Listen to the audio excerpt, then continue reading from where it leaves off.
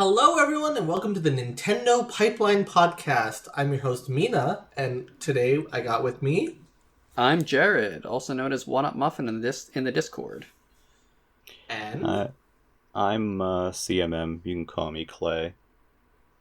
Well, Clay, Jared, we were really looking forward to the Switch Pro, and let me tell you, it's here. And it's everything we ever dreamed of, right? Yes! Yep, sure is. DLSS. Tell us about it. Yeah, okay. So, I'm sure as you know by now, there is no Switch Pro.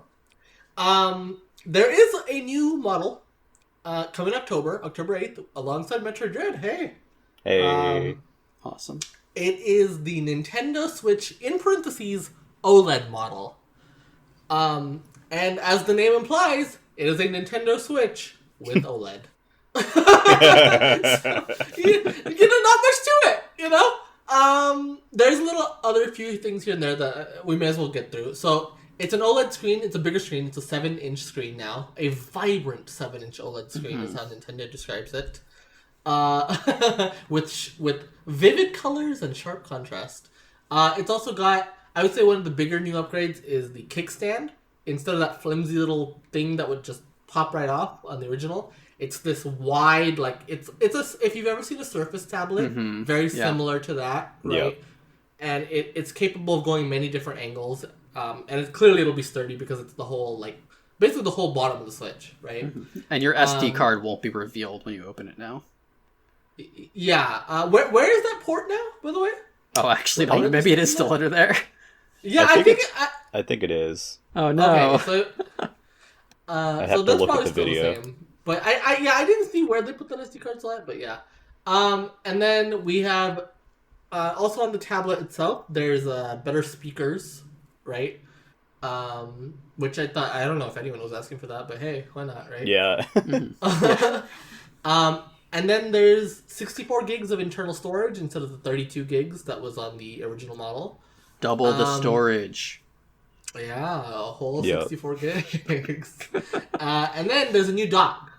And that new dock, it looks a little different. It is basically has the exact same functionality, except they replaced one of the USB ports on the back with a Ethernet cable. Or Ethernet adapter. So you can just stick a LAN cable in there. You can have a wired connection without the use of it, without the need of an adapter, right? There's just a straight up LAN port on the dock now. So let's talk about this upgrade. Cleared. Oh, and then hey, the biggest thing. It's $350. Yeah. Which honestly, let's start with that. Bit of a sticker shock, huh? I was not expecting. Well, see, we all expected a Switch Pro to be more expensive, right? Right. But the fact that this is not a Pro, that this is it's the same hardware, but just more premium features for $50 more. It's this could have probably been a $299 model. You know, I would bet that they would make profit at $299. It feels like a cash grab, and that they'll lower the price once the original Switch model is out of stock, and then this will become the 300 one. Yeah, I feel like they're just gonna phase out the original. I don't think they'll make more, especially if they got a ton of these OLED screens. They'll let the other screens phase out, and then they'll just plug all these in there. Yeah, I buy that, honestly. That makes sense. I mean, and I guess part of it, it's weird that it's not being replaced, but I guess it makes sense with the chip shortage, and they're selling out everything that they can. They probably don't even have the stock to just fully replace it yet, right? But I don't know. It's just $350 is so weird to me. You know? It is very strange, especially for $350. 64 gigs of storage is so sad. It's pitiful. That should be at least $256. You can't even really fit the mainstay first party games on that 64 gigs, you know? No. Yeah, I feel like it's a bit weird because it feels like it is kind of ready to simply replace the original model. And I do think that will happen, eventually, once stock of the original model is gone, or the 2019 model, I should say, is gone. I don't know if they would then slot this model into the old price point or not. I don't know if they're like going with it like a higher price point at launch, and then we'll kind of just wait until the original model's kind of gone and then kind of cut it to fit the $299. It doesn't really make sense to me to have that's what a $199 model, a 300 model, and a 350 model, especially when there's not much different between the 300 and 350 models. Yeah, I would say the price kind of feels like with like the price switching, like the Xbox One X was $500 when it launched, and then the Series X came out for $500. And the Xbox One X, I forget if they just phased it out or if they just lowered the price.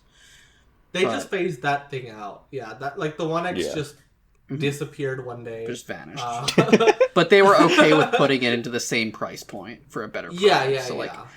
For sure. And Nintendo has a history of that, right? The new 3DS the new 3DS XL came in at the exact same price that the 3DS XL was, $199. And they just, they didn't cut the price of the 3DS XL, it just disappeared. It just went away. That's why I'm kind of curious which way this one is going to go, because I would have imagined like them slotting it into $299 and then the original model, going away. And at the worst, maybe like cutting the original model's price by a little bit. But this version is slightly more premium, coming in higher, and if you remove the original model, $299 is such a great price point for Switch. It feels very strange if the only dockable model remaining is $349. And it would also be strange. Like I feel like they couldn't place it at $299 and lower the price of the regular Switch, because then it would be too close to the Switch Lite price, and then there's no reason to get the Lite. You could also cut the price. I mean, well, here's the thing, right? Is that this system is 4 years old, or more than 4 years old, right? Yeah. But we're going in on 5. Nintendo's probably making a lot of money per system sold, right? Yeah. So I would bet there's room to cut the price on all of these models. But at the same time, it's like, well, okay, in that same breath, I just said how well it's selling, right? Like, there's not really a reason to. They don't have a reason. Yeah, they really don't. It's like, why would you limit yourself to lowering to $249 and put this at $299 when you could get away with, keeping the original model, or even if they refreshed it.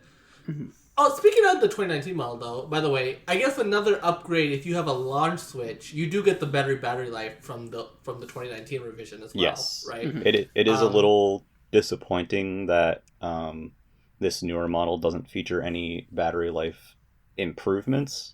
But it's definitely if you have a launch, like I have a launch model. I will say the better battery life from the 2019 model, you wouldn't think it makes a difference, but oh man, it really that couple extra hours, it does you a lot. It also kind of makes sense that the battery life is the same.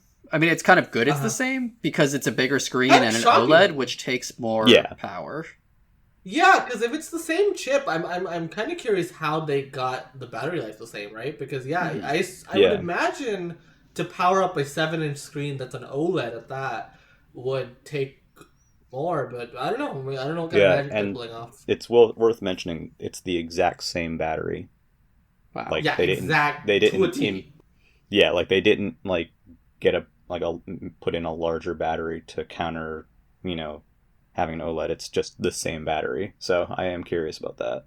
The body seems essentially the same, right? Like the body of the Switch, like it like mostly. I'm sure there's some minor differences. Obviously, the kickstand's a big difference. The fact that there's smaller bezels is a difference. Yeah, but I noticed like the Joy-Cons fit exactly the same way that they did before. Right? Yeah, and I did notice on the top, the power button is actually a little bit different. Slightly bigger. Still recessed. But it's like a square now, as opposed to like a circle. Weird. Okay, that's interesting. I want to have one correction. When I said earlier that they couldn't lower the price of the Switch model, for some reason I thought the Lite was $250 and it's $200, so they could have easily lowered the price of the $299 one. yeah. The Lite's $199, and so like, I see. I went in thinking, okay, I thought the Switch Pro was gonna be $350, which I thought it would be, all these upgrades we got, but also like, better processor or whatever, right? Yep. But then I thought the base would go to $250, and I thought the Lite would go to $180. Again, no reason to drop it because this thing is selling like hotcakes. Yeah. Yeah. But I guess what I really want to get to here with this OLED model, who is this for? I think that's the kind of thing I'm struggling with, right? Because this doesn't really seem like something that like early adopters are like gonna rush out to buy, right? We're the early adopters, and all of us are kind of like, eh. Yeah, right? it's such a strange product. Like, all of the main features of it are for portable play, but then why is it not like a Lite Pro or like a Lite OLED? And then the only feature that would help TV players at all is the LAN port. So it just seems like a weird mismatch of features. Yeah, it's like all the improvements are for handheld mode, which I get to an extent. I would bet they have data showing that handheld mode gets the most use out of anything, right? I 100% buy that, right? And so it makes sense to tailor this around that, but without the games running better, without that better performance, it's like I cannot see early adopters wanting to trade their Switch in for this one. No and then way. For new buyers, like, are these extra features worth $50 to them? And I don't know if they are. I feel like most people would just be content buying that $300 model, right? Yeah. I think I see it mostly as a product for either new buyers who are looking for something a little bit more premium. And again, you could argue in regards to if that is worth the additional 50 or if that is going to, sell on the virtue of that extra 50. And I also think it could be compelling for people who have just a Lite as an upgrade. Could be. I do think it is nice that they looked and kind of fixed a lot of quality of life stuff. Like, the kickstand was a very common complaint. Oh yeah. I know some people were kind of gung-ho for a nicer screen. I thought the regular screen was fine, but that's just me, I guess.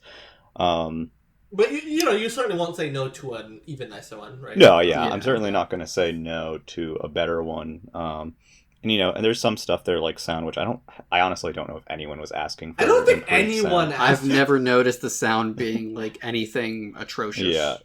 Right. Yeah. But hey, I'll take it, I guess. And right? I'd have to the hear LAN it. port, the LAN port on the dock is also very nice. Although it does suck that we lose a USB port for it. Yeah, I already have the also, two can- USB to Ethernet things, so this does nothing for me. Yeah. And Yeah. can we be honest, like, how many people is that really affecting? You know what I mean? Like, I don't know Yeah. how many people are like, I need a LAN adapter connected to the dock. I need a direct port. Because, yeah, it's nice to have that option, but genuinely, like, I don't know how many people are like that hardcore about I need wired. No. Well, I know So many there's people purists won't out use there. it anyway. there are, I would say, like anything else, yeah, there is a group of people that would strongly prefer to have a wired internet option, and I know that, like, at the very least, that group has been pretty vocal since the launch of the original model, that they were disappointed that there wasn't a LAN adapter or like an Ethernet connector in the dock. So I think it's good and nice that they have included one now. Yeah. I just wish maybe they added, like, another USB port on the side or something to make up for that loss. Yeah, absolutely. I do like the look of it, and I'm curious Oh, it looks very inside nice. if it's a little less, like, scary scratchy. I like the rounded corners a lot of the new dock. I think it looks slick. Yeah, it looks really nice. Yeah, I'm hoping like none of the issues from the original dock are present. Because the original dock, admittedly, also was kind of flimsy and like felt and looked really cheap. You know, this one does look more premium, and I do appreciate that a lot. Yeah, and it is nice that they are, like the original dock, they will be making it and the black version of the dock purchasable separately, and that they work on both models. So, that is nice. Yeah. If you are looking for, if you just detest the dock or you want an additional dock, being able to get one with that is nice. Yeah, being able to so Ethernet not being behind a $350 purchase is nice, I guess. Yeah. Yeah. The so other honestly, thing, the docks are so expensive that it's like you may as well, that's true. Trade in your Switch and get this one. I don't know, but the other thing, there's two minor things I'd like to mention too. The first off is that the dimensions are almost the same, but it is slightly longer by 0.1 inches, and they've mentioned that it may not perfectly fit with the Labo stuff. So if that is of value certain for Labo you, things might not work, like VR.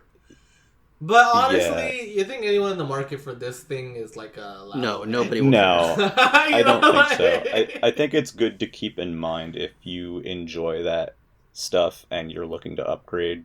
Yeah, definitely works. But yeah, I mean, it's mentioning. It's a little disappointing that it isn't, exactly the same size, but it seems pretty much almost the same size. I'm more wondering about like the flip grip in particular. Oh, good question. Because some accessories where the stuff lines up, and it is slightly longer. It's good that it's not wider, because then that would be that. But so it'll fit in it. It'll just be slightly like 0.1 inches higher, I guess.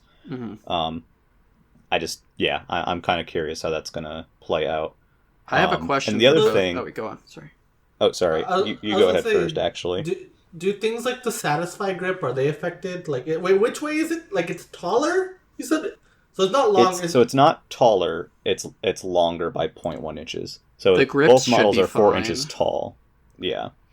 But yeah, it is 0.1 inches longer. So I'm kind of curious to see how that plays out. And the other thing, which I think is probably the most, I mean, I'll just say it. So they mentioned that the Joy-Cons are exactly the same, unless there's some sort of silent revision going on in those that, if there was, they would never admit to just fixing drift. They would never say. Oh no, they would never say that. Hey, we fixed this like awful design flaw. I get the sense that they will be identical. I don't really see that being revised. Like, if it wasn't revised by now silently, I don't it see feels it like being one of those revised. things that could have just been fixed by now, and it clearly hasn't been. Yeah, right? That is just, I don't see that. I mean, but fingers crossed, right?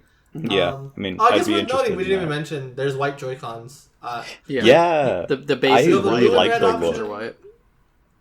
Yeah, you have a blue and red option, just like the Switch, but then you also have a white. It is an ME ass Switch. Yeah, it's colored like ME, so perfect for Metroid Dread. Yeah. Oh, I have a question for both of you guys. So I was wondering, what is the absolute smallest change that the Switch OLED model can make that would make you want to buy this thing? Oh, easy. Bluetooth audio. Bluetooth. Okay. That's fair. If they had said this is everything that was there, and then also Bluetooth audio, I'd be like, day one. Like, no question about it. I would say you're talking in terms of stuff that, like, we wish might have been there. Just any minor change. Like, mine might be just, like, the price. Like, if it was $300, I might be totally on board with this in, like, a year. Yeah. For me, it's either the price or... I mean, so to be honest, I have a launch model. I didn't get the light. I didn't get the 2019 revision. Same here.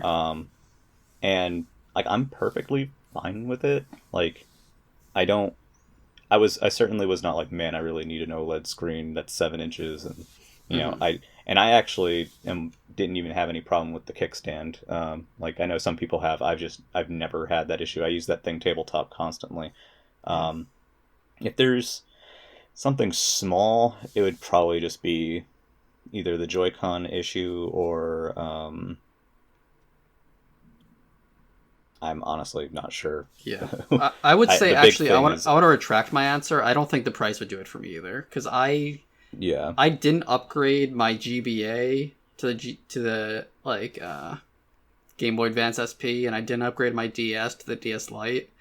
I just these mid-gen refreshes don't do much for me. Yeah, and I think that's... Isn't it wild that we are getting an SP or a Lite type of revision 4.5 years into the 4.5 years in? Yeah.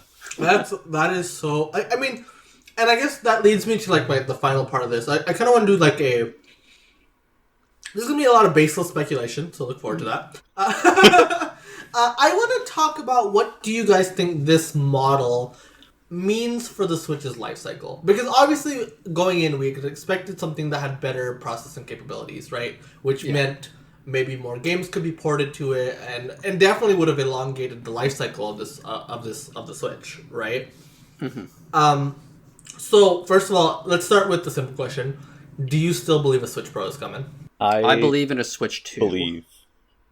Yeah, I believe... Okay. My belief right now is that some kind of wires were crossed for the reporting, and that perhaps this model got conflated with information on an actual successor. Yeah. I know that's kind of a prevailing theory going around. I don't know if I would be like, yeah, that's definitely it, but like... you could see it. I could see sense. it. I personally, and maybe this is wild, but I don't like... So this model is mostly just kind of a quality of life improvement thing, and I do still think it'll eventually replace the regular model. I don't think that, like, I don't really think that the Switch's life cycle would have been that much in danger without this thing. And I still feel like it has a healthy life ahead because, you know, there are so many, you know, games coming out, and obviously, you know, there's this concern that, you know, if the thing is not, you know, more powerful, then stuff might not, you know, get ported or will get ported less and whatnot. But I do still think that the life cycle is, you know, another, you know, say 3 to 4 years. So I guess what I'm saying is it doesn't really matter. It obviously helps for keeping consistent hardware sales because it's a new model, but otherwise I think it's just going to continue on mostly the same trajectory. Mm-hmm. I think 2023 we get either a Switch 2 or some kind of actual hardware upgrade. I think this definitely pushes them through 2022. And yeah, I definitely don't see anything next year, right? No. I definitely don't see a new model next year, but I could definitely see one in 2023 or so. Whether that's a successor or a revision or both, like, I don't know. You know, who knows, right? Imagine if we get a mid-gen refresh 7 years into the console's lifespan. That's the crazy thing, right? You could kind of see it with the Switch, right? Yeah. Because, I mean... It should be noted, like I've alluded to its success many times in this podcast, but like we are going to have 3 and probably 4 straight years in a row where in a single year it does more than the PS4's peak year.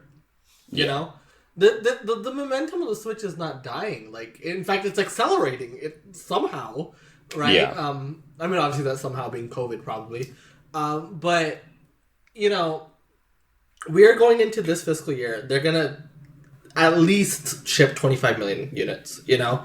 Even if there's big declines next year, that's going to be another year with above 20 million units, you know? Wow. We have not seen a performance of a system like this, right? To have 4 consecutive years where you're doing more than 20 million units is ridiculous. Again, the PS4 is a very successful system.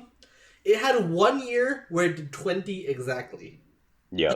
And the Switch is going to have 4 years where it blows past that, right? Yeah. I mean, and this is a console with worse graphics, no 4K. Like, they don't need this stuff. Nintendo has it set. No, and I think that's the thing that people are making the mistake of is assuming that no Switch Pro means that the momentum is slowing because there's just no sign of that. There's no actual proof that that's happening, right? Yeah, I would agree. Yeah, I think it's silly to think, well, this revision is here now, and now everything's just kind of gonna go downhill from there. No, I think it's, no, I've said this for a long time, but people, you begrudgingly buy hardware so you can play games on it, or that you can play games better on it. And a lot of people have this system already, and really what you're buying the box to get to the games, and the games keep coming, and they are performing very well over a long period of time, and they are constant. The story of Switch's life cycle isn't really hardware based to me. It's about the library and how that continues to grow. So no, I don't really see this idea that suddenly this thing's going to collapse off of a cliff or something because the revision is just like a DS to DS Lite revision. I think that's silly. Yeah. I guess one last thing about the successor and when you think it's going to be, whether that's a Pro or like a 2, right? I think the thing that confuses me most about this, because this is a premium product, right? Yeah. And you could say, oh, okay, maybe that means like we get a Switch 2 in 2 years or whatever, right? But next year, we are getting a brand new Zelda game. We're getting a Splatoon game. We're getting a Pokemon game. I would be very surprised if the Mario team did not have something ready next year, right? Same for Kirby. Same for a lot of the tentpole franchises are hitting next year, right? Yeah, that's a massive year. That's the year we all would have thought a successor or a Pro would happen. Well, yeah. And so when you think about all the big teams that are putting out games in the next year, right? And these are, and especially with Zelda, right? When Zelda puts out a game, you're not getting another Zelda for another 5 years minimum. Yeah. Right? So I can't even see what a successor would launch with necessarily because so many of their heavy hitters are coming out next year. Yeah, well, I think that's very odd. I think that's kind the of what intention. puzzles me about the idea that a successor would come imminently. Yeah, I don't see it being imminent at all. I do think still that, with the slate that they've shown for this year and going into next year, and you see a lot of stuff from the beginning of the life cycle, getting major sequels and stuff like that. I do believe that is very intentional, and that it is being done to extend, the life cycle of this system. Yeah. So no, I don't see a successor until I personally, my brain is personally screaming 2024 to me, but 2023 at the earliest. It's certainly not imminent. And I think they are making great pains to continue to grow the value of the library, and kind of just keep on building with what they've got. And the OLED model gets duplicate buyers. It gets, if you want a second Switch, you'll probably get that one. Yeah, it'll help them, profit wise, and in terms of getting more systems out there in general. I think it is a good course correction from what we saw happen with Wii, where they had a lot of momentum, they had a very sizable install base, and then they kind of just stopped, threw it off a cliff, and gave us the Wii U. I think the worst part about the Wii, and I think what makes this, because what makes the Wii comparisons just so off base to me is just the difference in first party, right? Is that Wii, after 2010, they were not putting games out for that thing. I'm sorry, I don't like a lot of the games that they put out on the Wii after 2010, don't get me wrong. But let's be honest with ourselves, right? Those lineups, the lineup for the Wii at the end of its life cycle was, you are not trying anymore. Right? Yeah. I mean, they shifted their resources into, as we now know, they shifted it to Wii U and to 3DS. And, I think they're being more careful this time about that. I do think that there is high value in, as opposed to, having only, one major Zelda, one major Mario, one major Splatoon or whatever per console generation, you get at least two. It extends that life cycle and adds value to that system. So I mean, like, I cannot see Nintendo putting out a brand new Zelda and a brand new Splatoon and think, oh, this system is about to taper off, right? yeah, Like, they're like not. Yeah, we've no, seen. we know how this goes, right? We Yeah, know we've can seen, tell when a Nintendo system is about to be replaced. yeah, like we've seen the general type of software that happens when they're actually at the end of a system's life. But we're getting some of that too, which is awesome. Like we're getting Yeah, like we the are getting some of WarioWare that, came at which the is end cool. of 3DS. We're Yeah, getting like this weird stuff. as opposed to like saving some of that stuff for like the waning days. Yeah. They're kind of putting it in now while also preparing for like major stuff like around the corner, which is great. I think that is very good. Honestly, for me, this is the most exciting time in the Switch's life cycle, right? Because we are seeing an unprecedented thing for a Nintendo system, right? To last this long. And what we're seeing is Nintendo put all sorts of software, whether that's big games like Breath of the Wild and Splatoon, but also small games like WarioWare and Advance Wars, right? Like, I mean, this is kind of the promise of that, like, oh, like, all their teams are on one platform now, right? Like, I feel like we're finally truly getting to that promise. And it's just exciting. And that's why I'm like, Switch Pro or not, as long as the Switch keeps getting games, I'm excited, you know? Yeah. Would I love a Switch Pro? Of course. Absolutely. Don't get me wrong, right? But ultimately, as long as we are getting games for the system, I'm content, personally. Yeah, I mean, there's no sign of, support dropping off a cliff from anyone, certainly not like first party. And even third party still does great on there. Yeah. The indies are still selling. I mean, indies are not going anywhere. Smaller third party stuff like AA and stuff. Yeah, like it's good to see that at this stage in the life cycle that major content is still being released and doesn't appear to be stopping. That's the main concern that I've had in terms of like, this point in the life cycle. It's good that they're not content to kind of just dump this install base off a cliff, to reset again. I am curious when we do get to that point where there's an actual, successor, how that transition is handled. But, for right now, there's still value in buying, one of these systems now if you don't have one. And if you do have one, you are rest assured that you're going to be getting tons of content over the next, year or so, at the very least. This is pure speculation. This isn't even speculation. This is what I think would be smart. Is to still do a Pro before a 2, just to keep that initial Switch base on for a while. Like, hey, here's like the Switch Pro. Stuff looks better for a while. And then slowly shift into a Switch 2 where your first Switch can't run these things. I don't think they should want to lose the first Switch audience. Right, I kind of agree with that, yeah. I think maybe a more iterative successor is the better play here, where you don't truly reset the install base, by which I mean like perhaps a successor for this system isn't a traditional successor and is more like a pro system where everyone still has access to the same library, and then maybe the library is slightly bigger and is enhanced on a successor, and eventually there is a shift to having the baseline be the successor. I'm just kind of spitballing here, but give me a microphone, give me a camera, give me a little bit better graphics, give me like a second IR camera, and I'm in.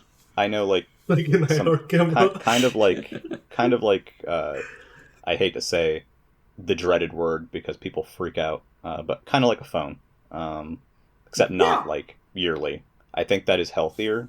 I think it's better when when there isn't this sudden jolt to jump to new hardware, in terms of like, being friendly to a large install base and taking advantage of that install base. But who knows? I also want to say I think it's great that Nintendo isn't just jumping to a new platform. One, because of like phones, they come out every year. So many phones just get pretty much like tossed in the trash. Yeah. That still work perfectly. And the Switch is 4 years old and it still works perfectly. So we don't need a new one yet. I don't think they would ever want people to see their hardware as disposable. Yeah. Or like a yearly thing. And yeah, here's the Switch 2021 model. Right. Like if you do it like that, then inevitably you're devaluing your hardware with each iteration. So yeah, I would say it's healthier not to do that. And at least as a customer, it feels better to that, like when you do decide to invest in a hardware, that it's not going to be like, you know, done in a year and then you're like, ah, crap, I wish I just waited, you know, X amount of time. Mm-hmm. Yep. Yeah, and I think that's kind of where we're all at. We want to see like upgrades, but not like phone level like every year. But you know, still keep the main idea, right? Well, that about covers our little Switch OLED talk. Cool model, I guess. Weird model. Cool model, not for me, but I think a lot of people will still enjoy it. Not really what we wanted, but no. Hey. If you like listening to this podcast, though, we want to thank you for listening, number one. And number two, you can find us on Stitcher. You can find us on Spotify, right? Yep, Spotify, Apple Podcasts, Google Podcasts. Yeah, the whole shebang. Wherever you can find a podcast. And YouTube, yeah. We also have a website where we post episode links. It's nintendoera.wordpress.com. Yep. That's the place. We have and sometimes we have contributor articles from people on our Discord, etc. Mm-hmm. And there's a link to the Discord on the website, so give us a join. Join the Discord. If for some reason you're listening to this and not already in there, you know, join us. We are a thriving community. I love to talk about Nintendo pretty much every day. No, every day, right? Yeah, every single day. Every single day, baby. It does not slow down. So yeah, join up. We'd love to have you. And also, you know what? We'd love feedback. You know, let us know what you think. You know, does the podcast go too long, too short? You think it's perfect? Do you want us to talk about different types of whatever? Just let us know. Let us know what you think. But otherwise, again, I want to thank you for listening, and we will see you next week.